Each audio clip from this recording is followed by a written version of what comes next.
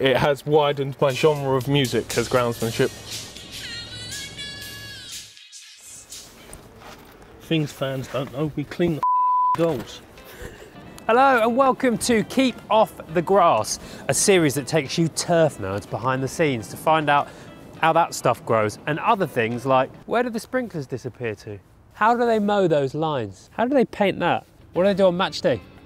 But first, let's get to know our friend, Groundsman Charlie.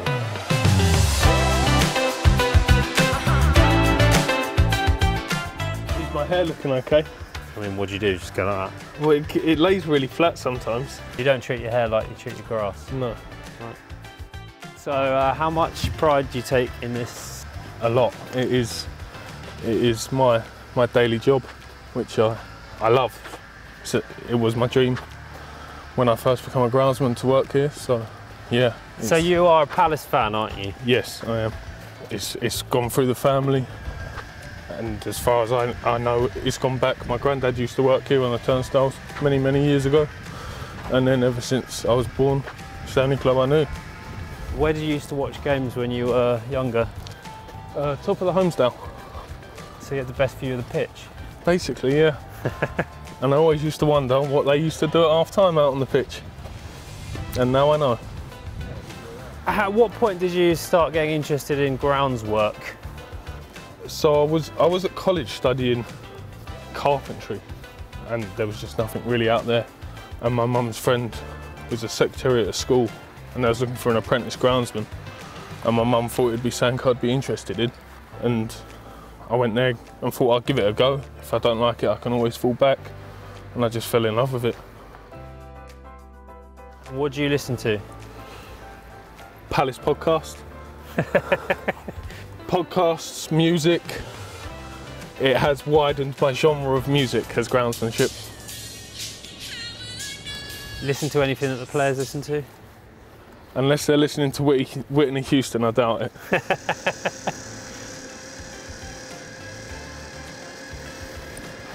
Things fans don't know, we clean the goals.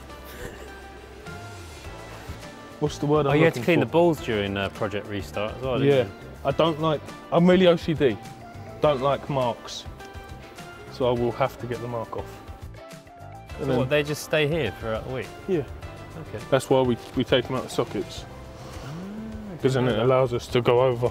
Because back in the day, don't you remember when there used to be massive tufts of grass around the posts? Yeah. Yeah. Because they left them in. They just used to leave them in. Over the summer we had the time-lapse camera set up there. So what did that capture? So obviously after the last game of the season they then have 2.5 weeks of corporate, and then the tractors come in, and then we get the top inch corrode off. So it's basically a machine that comes in and spits grass into the back of a tractor.